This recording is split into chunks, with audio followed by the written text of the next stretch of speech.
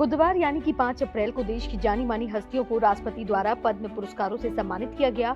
दिग्गज समाजवादी नेता मुलायम सिंह यादव, मशहूर चिकित्सक दिलीप महालनाबिस, अभिनेत्री रवीना टंडन, सुपर 30 के फाउंडर और मैथ गुरु बिहार के आनंद कुमार और ऑस्कर विजेता song Naatu Naatu composer MM Keeravani जैसी हस्तियों के नाम से इस पुरस्कार में शामिल थे।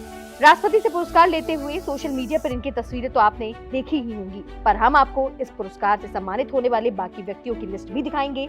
लेकिन उससे पहले क्या आप जानते हैं कि लिस्ट में शामिल सभी को आखिर में पुरस्कार क्यों मिला? आखिर क्यों मिलता है पद्म भूषण? पद्म भूषण पाने की योग्यता क्या है? और सबसे जरूरी बात, क्या पद्म भूषण मिलने वालों को कोई सुविधाएं मिलती हैं? इन सभी सवालों के जवाब आज इस वीडियो में आपको मिलेंगे, इसलिए वीडियो के अंत तक बने रहें, क्योंकि लास्ट में आप ये भी जानेंगे कि वो कौन कौन से साल थे जब पद्म पुरस्कारों के नाम की घोषणा उनके तय समय पर ना करके देर में की गई थी।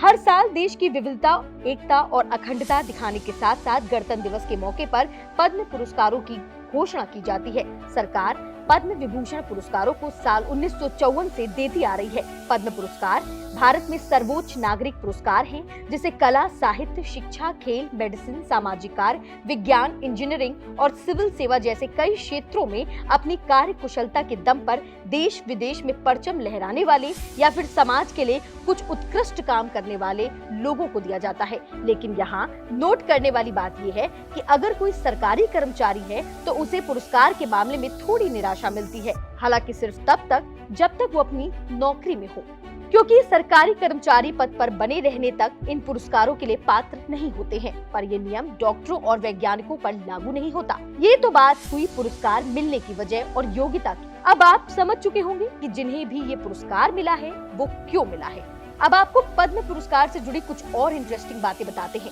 अक्सर आपने सुना होगा कि पद्म पुरस्कार को कोई पद्म विभूषण, कोई पद्म भूषण तो कोई पद्म श्री कहता है।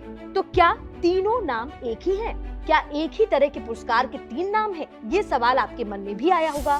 दोस्तों, दरअसल पद्म पुरस्कार को 3 कैटेगरी में बांटा गया है: पद्म विभूषण, पद्म भूषण और पद्मश्री। इसलिए ही आपने इनके ये तीनों नाम सुने हैं। इन तीनों कैटेगरी में अलग अलग हस्तियों को रखा जाता है।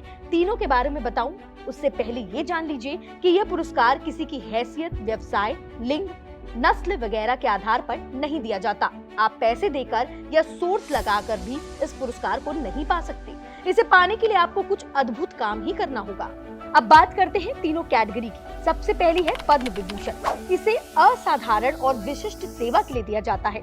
दूसरी है पद्म भूषण। ये एक उच्च श्रेणी की विशिष्ट सेवा के लिए दिया जाता है। तीसरी कैटेगरी है पद्मश्री, जो कि विशिष्ट सेवा के लिए दिया जाता है। इस साल इन तीनों कैटेगरी में जिन जिन लोगों को पुरस्कार दिया गया है उनकी लिस्ट आपको स्क्रीन पर नजर आ रही होगी। पद्म पुरस्कार 2023 में 106 हस्तियों के नाम पुरस्कारों के लिए चुने गए थे।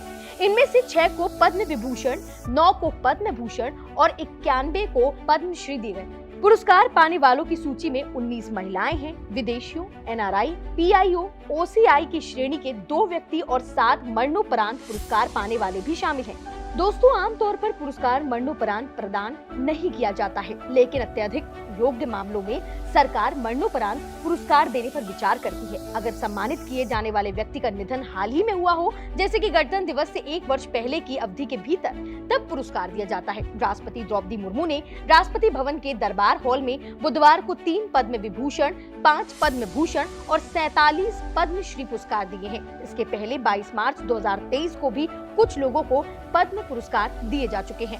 अब बारी है सबसे अहम सवाल की, क्या भारत रत्न हासिल करने वालों की तरह पद्म पुरस्कार मिलने वालों को भी कोई सुविधा मिलती है? सीधे शब्दों में इसका जवाब ना है। हालांकि सम्मानित व्यक्तियों को राष्ट्रपति के हस्ताक्षर और सील वाला सर्टिफिकेट और मेडल दिया जाता है। इसके साथ ही मेडल की एक प्रतिकृति यानी नकल भी दी जाती है, जिसे वो किसी भी समारोह में पहन सकते हैं। लेकिन अगर आप सोच रहे हैं कि इस पुरस्कार के साथ कोई सुविधा भी दी जाती है, तो आप गलत हैं, क्योंकि विजेताओं को कोई नकद पुरस्कार, भत्ता या रेल हवाई यात्रा में छूट जैसी सुविधाएं नहीं दी जाती हैं। अब यदि आपको ये लग रहा है कि सुविधा नहीं तो क्या होगा, पद्म पुरस्कार का नाम ही नाम के आगे लगाना काफी है, तो जान लीजिए पद्म पुरस्कार विजेता ऐसा भी नहीं कर सकते, क्योंकि यह पुरस्कार कोई पदवी नहीं है। इसलिए विजेता कहीं पर भी अपने नाम के आगे पीछे इसका इस्तेमाल नहीं कर सकते। अगर कोई ऐसा करता है तो उससे पुरस्कार वापस लिया जा सकता है। दोस्तों, जैसा कि वीडियो की शुरुआत में मैंने बताया था कि पद्म पुरस्कारों की घोषणा हर साल गणतंत्र दिवस के मौके पर की जाती है, लेकिन 1954 से 2023 के सफर में कई ऐसे साल भी थे जब किन्हीं कारणों की वजह से विजेताओं के नामों की घोषणा तय समय यानी गणतंत्र दिवस पर न करके देर में की गई थी। और ये साल थे 1978, 1979 और 1993 से लेके 1997 तक का। वीडियो कैसा लगा हमें कमेंट में जरूर बताएं। इस तरह के और वीडियो देखना चाहते हो तो चैनल को सब्सक्राइब करें और लाइक करके हमारा प्रोत्साहन बढ़ाएं ताकि ऐसी और वीडियो हम आपके लिए लाते रहें।